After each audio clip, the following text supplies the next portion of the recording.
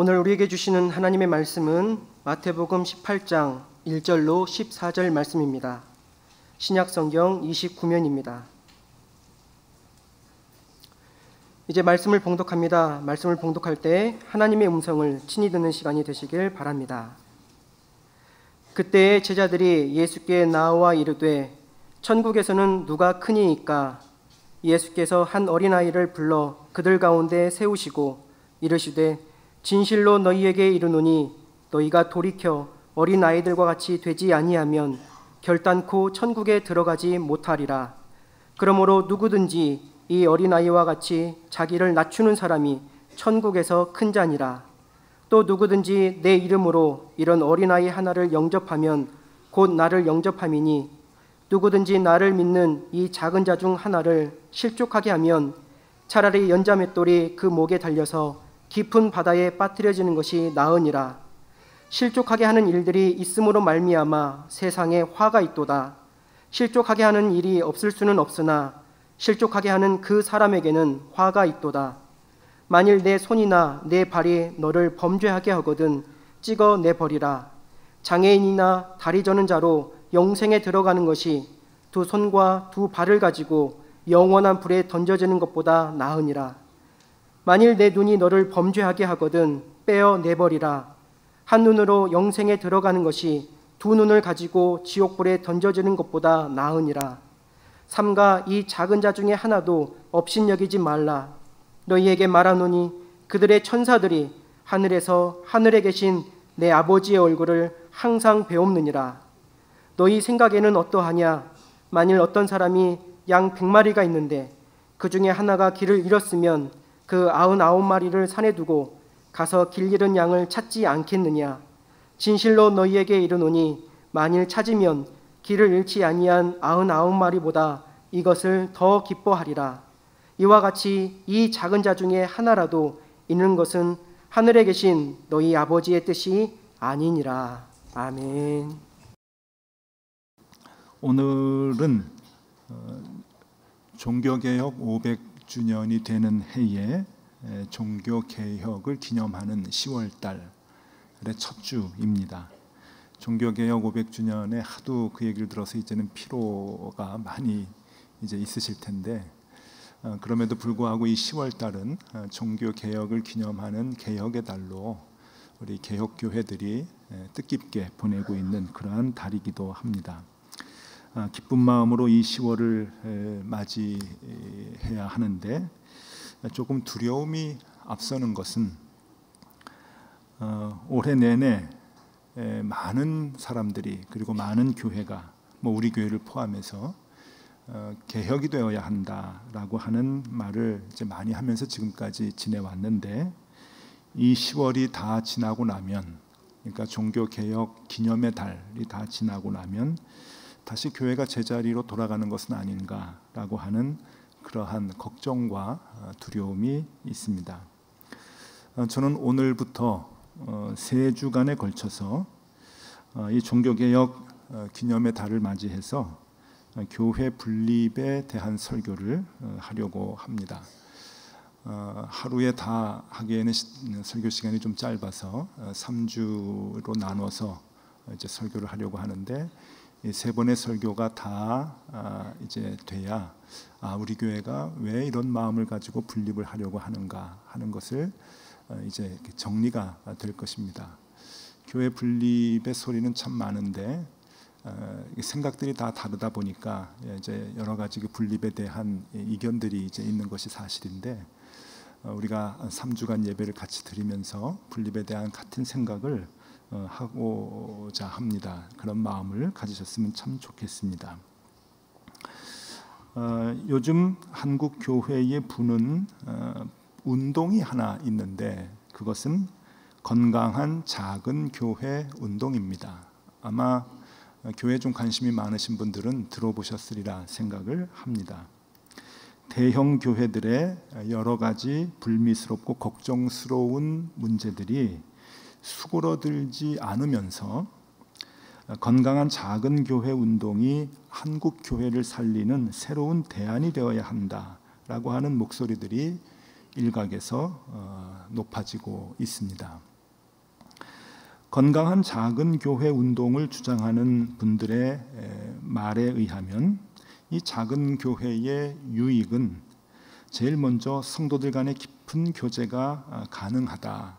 초대교회 같은 그러한 교제를 할 수 있다라고 하는 장점과 함께 대다수 교인들이 참여하는 민주적인 의사결정이 가능하고, 그래서 목사나 당회와 같은 특정 소수 교회 권력 집단의 교회에서의 전횡을 조금 막을 수 있고, 그 다음에 재정의 투명성을 높일 수 있는 그러한 유익들이 있다라고 이야기를 합니다. 저는 우리 교회가 지난 3년 동안 분립을 계획하고 실천함에 있어서 우리 교회도 이 건강한 작은 교회 운동에 동참하는 것으로 생각하는 분들이 많이 계시는 것 같습니다. 이때 저는 여러분들에게 질문을 좀 하나 하고 싶습니다. 교회는 커져야 하느냐, 아니면 교회는 점점 작아져야 되느냐? 여러분, 이게 아주 중요한 그 신학적 질문인데 한번 생각해 보시면 좋겠습니다. 교회는 커지는 것이 좋은가, 아니면 교회는 작아져도 좋은 것인가 하는 겁니다. 이게 그 역사적으로 2000년 동안 끊임없이 되어져 왔던 교회에 관한 신학적 논쟁 중에 하나인데, 교회가 커져야 좋다, 커져야 된다라고 생각하는 주장들이 있습니다. 이 주장에는 교회가 시작한 첫 교회는 예루살렘 교회인데, 이 세상의 첫 교회가 예루살렘 교회인데, 이 예루살렘 교회의 성도의 수가 적지 않았다라고 하는 것이죠. 사도행전 2장을 보면 베드로의 설교를 듣고 회심을 하여 세례를 받은 자가 한순간에 하루에 3,000명입니다. 그러니까 지금 말로 얘기하면 3,000명이 세례를 받고 등록교인이 되는 것이죠. 근데 2장 더 지나가서 사도행전 4장에 보면은 또 회심을 해서 하나님을 믿기로 작정한 사람들이 남자만 5,000명이나 되었다라고 하는 이야기가 있습니다. 그러니까 최소한 예루살렘 교회, 그러니까 이 땅의 첫 교회는 3,000명 그리고 5,000명씩 등록을 하는 그러한 큰 교회로 출발을 했다라고 이야기를 합니다. 또 성경적인 근거로 복음은 생명력이 있어서 그 복음을 담은 교회는 언제나 커지고 성장한다라고 하는 것이죠. 사도행전 6장 7절 말씀입니다. 하나님의 말씀이 점점 왕성하여 예루살렘에 있는 제자의 수가 더 심히 많아지고 허다한 제사장의 무리도 이 도에 복종하니라. 교회는 점점 흥왕해야 된다라고 하는 말씀입니다. 그러다 보면 이제 또 조직이 생기게 되죠. 그래서 사도행전 6장에 보면은 7집사를 세우게 되고, 고린도전서 12장에 보면 각양 받은 은사대로 그 조직에 맞춰서 봉사하도록 그렇게 교회는 조직화되어 가고 있습니다. 반면에 교회는 작아져도 괜찮다, 작아지는 것이 좋다라고 주장하는 주장도 2000년 교회 역사 가운데 끊임없이 있었습니다. 이 주장의 근거는 마태복음 18장 20절입니다. 두세 사람이 내 이름으로 모인 곳에 나도 그들 중에 있느니라. 예수님의 약속이시죠. 그러니까 교회는 꼭 크지 않아도 괜찮다. 교회는 두세 사람 모인 그 곳에서부터 주님이 함께 하실 때 교회는 비로소 교회가 된다. 아무리 커도 주님이 계시지 않으면, 고린도의 교회 같이 주님이 계시지 않으면 교회라고 할 수 없고, 두 사람 세 사람 모여도 주님이 계시면 그것이 교회이다 라고 얘기를 합니다. 그러면서 요한계시록 2장 3장에 보면은 심판의 때에 하나님께서 소아시아에 있는 7교회를 심판하는 모습이 나오는데, 작았던 서머나 교회는 칭찬을 받았고 그 당시에 제일 컸던 라오디게아 교회는 책망을 받게 됩니다. 그러면서 큰 교회의 칭찬은, 큰 교회가 하나님 앞에서 받는 칭찬은 그 구조상 쉽지 않다라고 하는 이야기들을 하죠. 그래서 교회는 작아도 괜찮다, 교회는 주님이 함께 계시면 된다라고 하는 주장을 하고 있습니다. 괜히 커봐야 고린도 교회 교인들 같이 그 조직 안에서 갈등만 일으키게 되고 복음의 전도의 역효과만 일게 된다라고 주장을 하는 것입니다. 둘 다 일리가 있죠. 그러면 여러분들의 생각에 여러분의 교회는 어떠면 좋겠습니까? 커지는 게 좋습니까? 작아지는 게 좋습니까? 쉬운 문제는 아닙니다. 그런데 이 문제를 굉장히 쉽게 풀어준 신학자가 한 분 계시는데, 교회 신학자로 가톨릭이든 개신교든 많은 사람들로부터 존경을 받는 한스 퀸이라고 하는 신학자입니다. 이분은 평생 교회만을 연구하신 분인데 로마 가톨릭 소속이세요. 그럼에도 불구하고 이 교회를 연구하는 것이 2000년 교회 대부분이 이제 가톨릭 교회부터 시작이 된 거니까 객관적으로 교회를 이제 잘 연구를 하시는 분인데, 이분이 중요한 한마디를 하십니다. 뭐라고 얘기하냐면은 교회의 본질과 형태는 동일화될 수 없다. 굉장히 중요한 말이에요. 교회의 본질과 교회의 형태는 동일화가 될 수가 없다.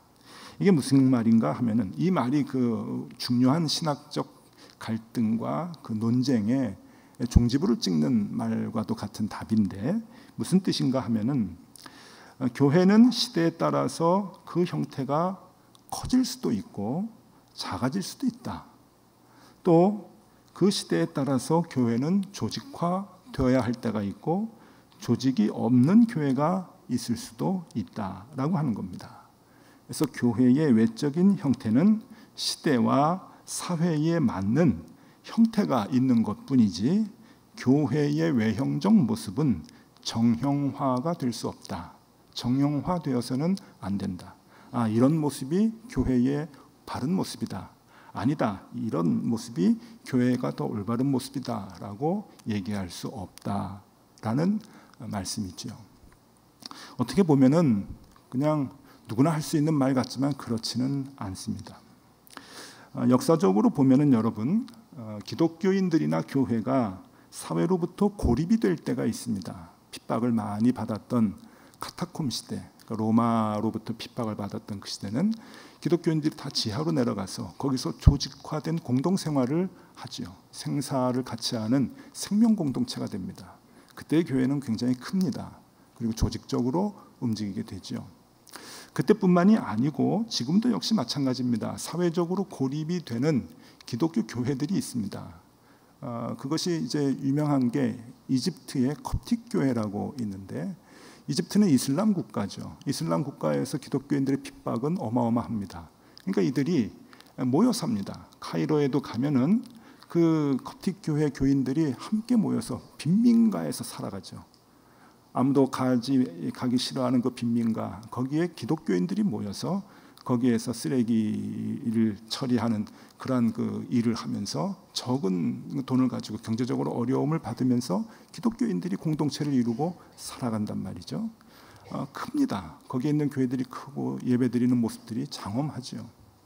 또 인도가 힌두교 국가인데 기독교인들이 핍박을 많이 받죠. 근데 인도 지도를 보면 맨 서쪽에 구자랏이라고 하는 지역이 있는데, 그 지역에 기독교인들이 대부분 모여 삽니다. 큰 촌락을 이루어서 함께 살죠. 왜 그렇습니까? 그것이 사회로부터 고립이 될 때 교회는 커지고 기독교 모임들은 조직화되어서 살아가게 되는 것이죠. 반면에 역사적으로 복음의 전파가 수월하고 활발히 이루어질 때는 가정교회 형태로 최소 단위로 교회가 생겨나고 복음이 퍼져나가는 것도 볼 수가 있습니다. 뭐 조직이나 큰 교회 예배당 이런 것이 없어도 복음이 개인적으로 또 가정적으로 퍼져나가서 복음이 왕성하게 그렇게 전파되는 그러한 일들을 보면은, 그때는 꼭 그렇게 교회가 커져야 되고 조직화되지 않아도 복음이 왕성하게 퍼져나가는 것을 얼마든지 역사적으로 볼 수가 있습니다. 한스 퀸이라고 하는 이 학자가 얘기하는 것은 바로 그런 것을 말할 것입니다. 그렇게 교회는 정형화될 수 없는 그러한 그 외형을 가져야 되는데, 그 이유는 교회의 본질이 변질이 되지 않도록 외형은 그 본질을 담는 틀이어야 되기 때문에 그런 것입니다. 교회의 외형적인 것, 크다, 작다, 조직적이다, 그렇지 못하다라고 하는 이 외형적인 것은 교회의 본질이 손상되지 않도록 그것을 담아내는 틀이어야 되고, 시대와 그리고 상황에 따라서 그 틀은 커질 수도 있고 커져야 좋을 때도 있고 작아져야 좋을 때도 있다라고 하는 그러한 의미의 말인 것이죠. 그렇다면 우리가 이 교회의 외형적 틀, 이것을 어느 것이 좋으냐라고 하는 것을 풀기 위해서 우리는 뭘 생각을 해야 하는가 하면 교회의 본질을 생각을 해야 합니다. 이 본질을 우리가 잊어버리고 나면은 교회의 외형적인 것에 대한 생각이 달라지기 때문에 그렇죠. 그러니까 교회의 본질이 무엇이냐라고 하는 것을 확실하게 알아야 이 외형적인 것을 크게 가야 된다, 아니면 작아도 괜찮다, 여기에 대한 생각의 답이 나오게 되기 때문에 그렇습니다. 그래서 오늘은 교회의 본질이 무엇이냐라고 하는 것을 말씀을 통해서 우리가 같이 고민해 보려고 하는데, 교회를 제일 잘 설명해 주는 예수님의 가르침은 마태복음 16장과 마태복음 18장 두 곳입니다. 이 마태복음 16장과 마태복음 18장을 흔히 교회장이라 이제 그렇게 얘기를 하는데, 왜 그런가 하면은 마태복음 16장과 18장에 교회라고 하는 단어가 나오기 때문에 그렇습니다. 여러분, 성경에 교회라고 하는 단어가 많이 나올 것 같은데 의외로 안 나옵니다. 특히 복음서, 마태복음, 마가복음, 누가복음, 요한복음, 그 많은 복음서에 예수님의 가르침의 침들이 기록되어져 있는데, 이 엄청난 분량의 복음서 안에 교회라고 하는 단어가 딱 두 번 나옵니다. 그게 마태복음 16장에 한 번, 마태복음 18장에 한 번입니다. 그 희한하지 않습니까?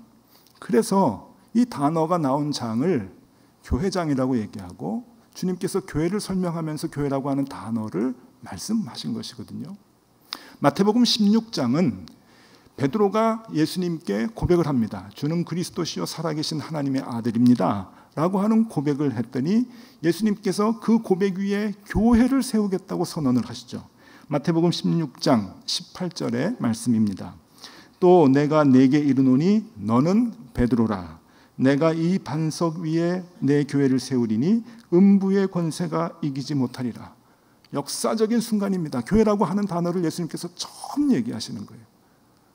내가 너희의 베드로의 그 주는 그리스도시요 살아계신 하나님의 아들입니다라고 하는, 주님이 주인이십니다 하는 그 고백 위에 교회를 세우겠다라고 얘기를 하시는 거죠. 그래서 마태복음 16장은 교회의 그 세워지게 되는 원리가 무엇인가 하는 것을 얘기해 주는 장입니다. 여러분, 우리 교회를 오래 다니신 분 혹시 아실려는지 모르겠습니다만은 2001년도 10월 7일, 꽤 오래전이죠. 남산에 있는 숭의학교에서 99명이 모여서 첫 높은 뜻 교회 창립 예배를 드렸습니다. 그때 김동호 목사님께서 마태복음 16장을 가지고 설교하셨죠. 하나님이 주인 되시는 교회. 그게 지금도 우리 높은 뜻 교회의 모토죠. 그 근거가 마태복음 16장인 거예요. 우리가 교회를 시작할 때 우리가 어떤 마음으로 교회를 시작했냐고, 이 교회는 어떻게 세워져야 되느냐, 그것은 오로지 하나입니다. 하나님이 주인이십니다.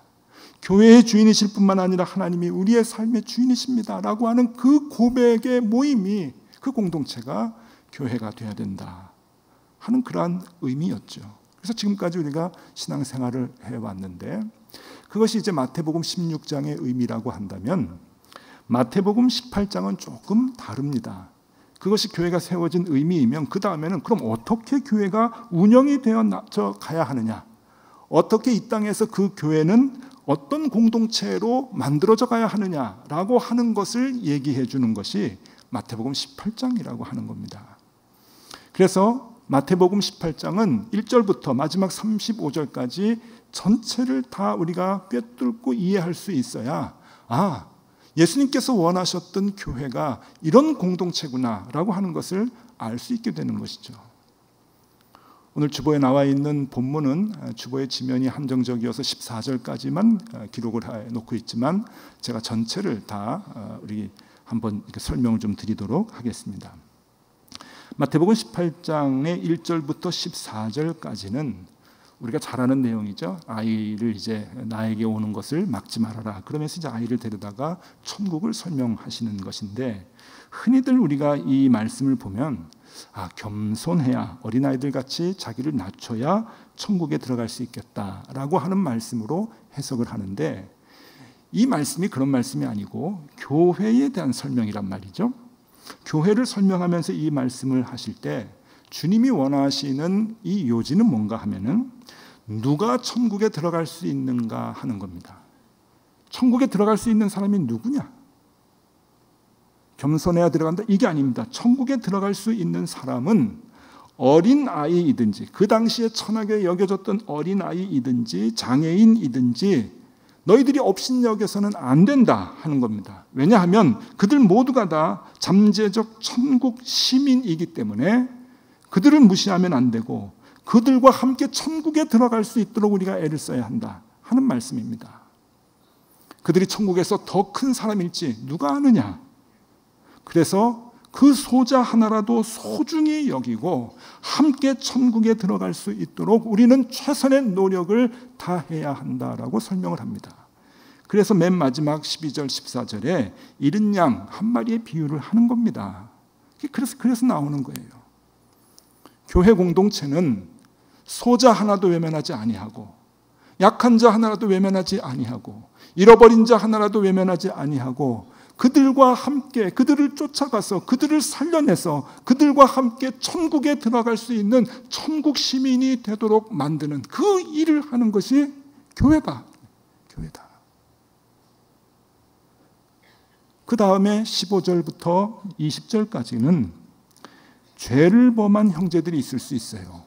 살다 보면 이렇게 같이 공동체를 이렇게 이루고 살다가 죄를 범한 사람들이 있을 수 있는데, 이 죄를 범한 사람들을 위해서 어떻게 우리가 권면하고 어떻게 기도를 해줘야 할 것인가. 즉 그들도 천국에 들어갈 수 있도록 함께 예수 믿는 우리들은 어떤 노력을 기울여야 하는가라고 하는 것을 설명을 해줍니다. 그리고 마지막 21절에서 35절까지는 죄를 지어서 공동체에서 끊긴 자들을 위한 기존에 있는 공동체에 있는 사람들의 자세를 얘기해 줍니다. 용서하고 용납하고, 그래서 죄를 범한 사람들이 다시 구원을 얻을 수 있도록 하기 위해서 노력해야 된다라고 하는 것을 얘기하고 있는 거죠. 그래서 그 유명한 비유들이 나옵니다. 베드로가 이제 먼저 얘기하죠. 예수님, 나한테 잘못한 사람들, 참 보기 싫고 꼴 보기 싫은 사람들 얼마나 용서해 줘야 되나요? 7번까지 해야 됩니까? 예수님 유명한 말씀 하시죠. 7번이 아니라 7번씩 70번까지 해야 한다. 무한대로 해라. 그러면서 하시는 비유의 말씀이 1만 달란트 빚진 자 얘기를 해주는 거예요. 그러면서 이 마태복음 18장 교회에 대한 이야기가 끝을 맺습니다. 그러면 이 교회는 어떤 공동체가 되어야 하는가라는 하는 것을 설명하는 이 마태복음 18장을 정리해 보면은 이런 것입니다. 교회는 천국을 소망하는 공동체이고 천국을 준비하는 공동체이다. 그래서 작은 소자 하나, 천히 여기는 사람 하나도 함께 천국에 갈 수 있도록 서로 돕고 서로 격려해야 하는 것이다. 죄를 지어 낙심한 자를 사랑하고 끝까지 용서하고 용납하여 함께 천국 시민이 될 수 있도록 함께 가는 것, 그것이 교회다라고 하는 것을 주님은 말씀을 해주고 계십니다. 여기에서 목양이라고 하는 개념이 나옵니다. 목양이 뭐냐? 요즘 목사님들이 활동하는 걸 다 목양 그러고, 또 이제 어떤 공동체에 가면은 순장님들이 교구를 순원을 돌보는 것도 목양 이제 그렇게 얘기하는데 다 포함이 되죠. 그럼 그 목양이 무엇이냐? 그 개념이 이런 것이죠. 천국에 들어가기 위해 나그네의 삶을 사는 이 땅의 모든 이들을 아주 작은 자 하나까지 소중히 여겨서 독려하고 믿음의 생활을 할 수 있도록 이끄는 것. 또 함께 신앙생활을 하다가 낙심하여 공동체에서 떨어져 나간 자를 찾아가고 그들을 위로하고 격려해서 다시금 용기를 주는 것. 죄를 지어 괴로워하는 자들을 찾아가서 용서하고 용납하고 껴안아주고 사랑하는 것. 그리고 죄인에게 정죄하는 무리들을 오히려 가르쳐서 그러면 안 돼. 우리가 받아줘야 돼. 그래서 함께 가서 용납하고 정죄하지 아니하고 죄를 범한 사람들을 용서하고 함께 신앙생활을 할 수 있도록 독려하는 것. 그래서 종국에는 결국 함께 천국에 들어가 주님이 기뻐하시는 하나님의 천국 시민이 될 수 있도록 하는 것. 이것이 주님께서 가장 기뻐하시는 것이다. 하나님이 기뻐하시는 것이다 라고 예수님께서는 가르쳐주고 계십니다. 이게 본질이죠. 교회 본질이 뭐냐? 이 사역에 최선을 다하는 것이 본질이고, 그렇기 때문에 교회의 외형적인 것은 이 본질을 잘 담아낼 수 있느냐 없느냐 하는 것에 따라서 달라지게 되는 것이에요. 시대에 따라서, 상황에 따라서 그 본질이 변화되지 않고 그 본질을 잘 담아내는, 그 본질대로 행동하는 교회가 되기 위해서 커져야 될 때는 커져야 되고 작아져야 될 때는 작아질 수도 있다고 하는 겁니다. 중요한 게 무엇이냐? 그 공동체 안에 이 본질을 잃어버리면 안 된다고 하는 것이죠. 오늘날의 교회를 되돌아봅니다. 요즘 한국교회를 향해서 가시도 친 말들이 많이 나와요. 바닥을 쳤다. 이게 경제용어인지 증권회사에서 하는 얘기인지 모르는데, 교회를 보면서도 얘기를 해. 바닥을 쳤다. 아니, 더 내려갈 것이다. 끝이 없다. 이런 얘기도 많이 하는데, 최근에 제가 들은 말 중에 충격적인 말이 있습니다. 이거보다 더 충격이 될까? 충격적인 말이 있을까? 할 정도로 교회를 향해서 한 말인데 들어보십시오. 교회의 위기가 상식이 된 시대. 누가 이런 표현을 했어요? 교회의 위기가 상식이 된 시대. 여러분, 이 단어는 참 점잖은 단어들로만 구성이 되어 있죠. 근데 이 내용은 굉장히 무섭습니다. 이런 얘기죠. 교회가 뭐 좀 잘못하고 사회적으로 지탄받을 일이 있으면 교회가 왜 저러지? 저러면 안 되는데, 이러다가 이제는 교회가 뭐 잘못하고 지탄받을 일을 하면은 교회니까 저런 거야. 이렇게 된다는 얘기예요. 교회니까 저런 거지. 그러니까 교회의 위기가 세상 사람들에게 상식이 된 시대에 우리는 교회에 모여서 예배를 드립니다.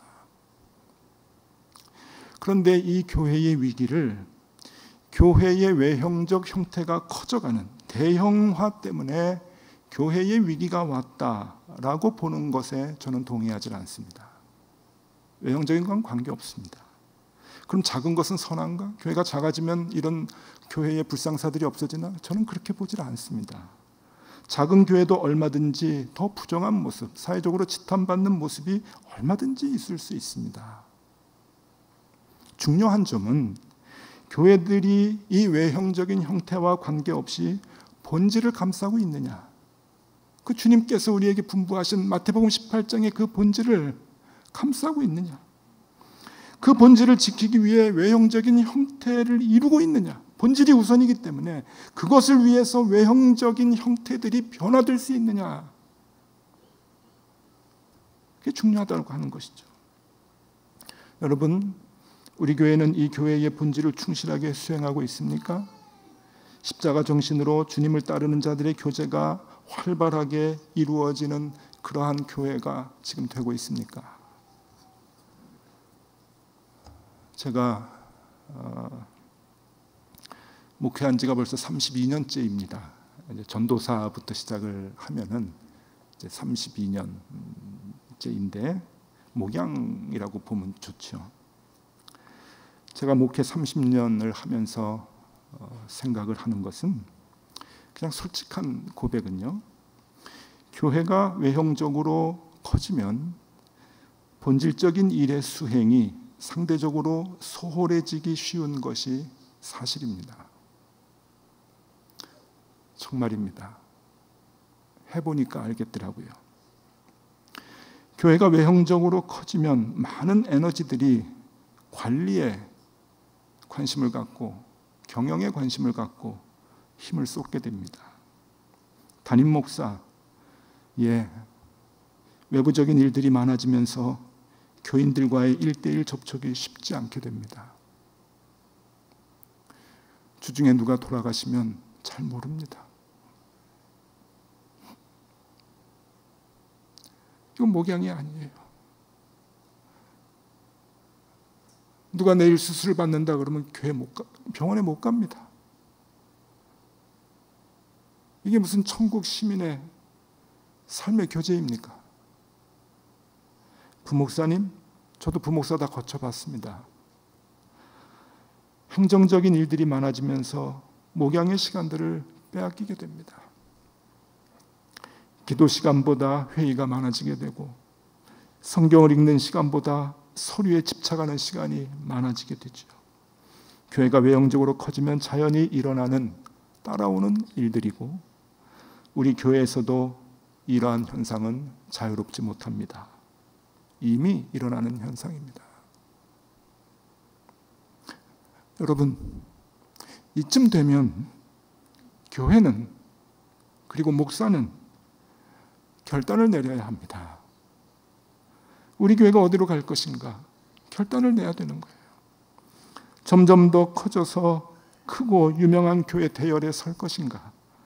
아니면 교회의 본질인 사람과의 만남, 그리고 격려, 용서, 포용, 위로 이렇게 사람의 초점을 맞추는 목양에 더 힘을 써야 하느냐? 그저 예배에 참여하여 설교를 듣는 것으로 그리고 헌금을 하는 것으로 신앙생활을 다 하게 할 것인가? 아니면 하루하루 교인들의 삶에 깊이 들어가 저들의 삶을 격려하고 저들의 직장과 가정에서의 용기를 주며 천국 시민이 될 수 있도록 그렇게 함께 갈 것인가? 천국에서 궁극적으로 주님 만날 때 상급을 받을 수 있는 그러한 교인이 될 수 있도록 교회가 이끌어줄 수 있는가?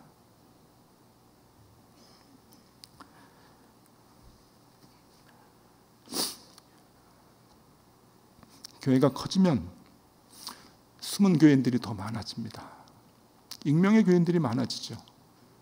그리고 신앙생활을 하고 있다고 착각을 하고 있는데 목양은 그런 숨은 사람들을 끄집어내는 겁니다. 하나님하고의 교제가 더 간절하게 이루어지게 하고 그것을 돕는 목회자들과 더 긴밀한 관계를 갖고 예배에 참여하고 헌금만 해서 신앙생활하는 것이 아니고 기독교인이라 얘기하는 것이 아니고 구체적으로 우리가 삶 속에서 어떻게 주님의 사람으로 천국을 준비하며 살아가는가, 그 일을 해야 되는 거죠. 저는 우리 교회가 지금 그것을 결단해야 하는 시기라고 봅니다. 그런 기준으로 볼 때 저의 지난 9년의 목회는 몹시 아쉬웠습니다. 노력을 안 한 것은 아닙니다. 교회 성장을 위해 정말 열심히 뛰었고 교회만을 위해 9년간 달려왔습니다. 여러분들이 잘 아실 것입니다. 그러나 뒤돌아보면 제가 교회의 본질에 얼마나 충실했는가, 교회의 본질을 위해서 힘썼다고는 말할 수가 없습니다.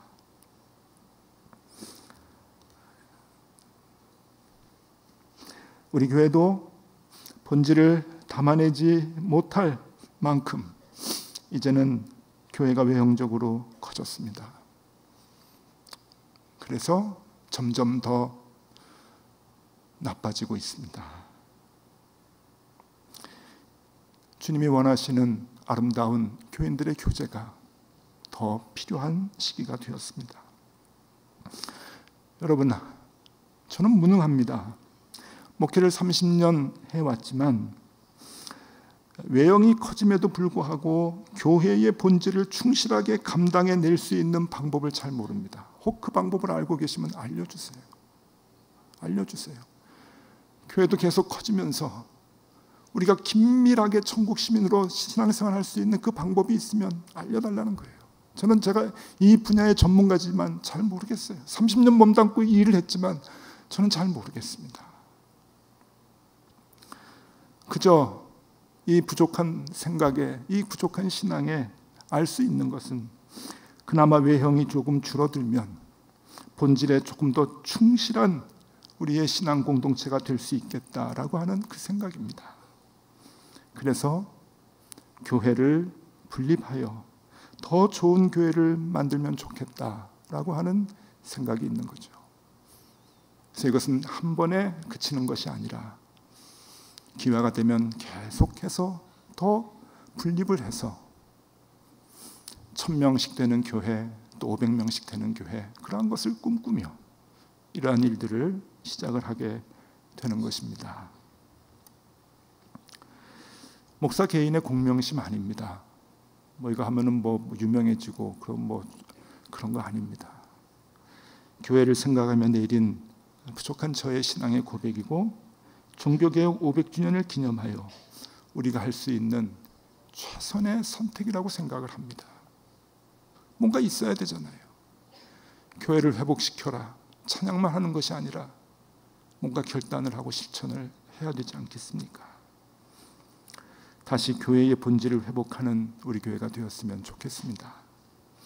아주 작은 자 하나까지 소홀히 여기지 않고 소중히 여기는 교회, 낙심한 자들을 찾아가 위로하고 격려하는 교회, 사회 구석구석에서 소외되고 힘들어하는 약한 자들을 대변하고 돌보는 교회, 범죄한 자들을 찾아가 용서하고 안아주는 교회, 함께 하나님의 말씀으로 이 땅을 살다가 같이 천국에 들어가게 하는 그런 교회, 그런 믿음의 공동체가 되었으면 좋겠습니다.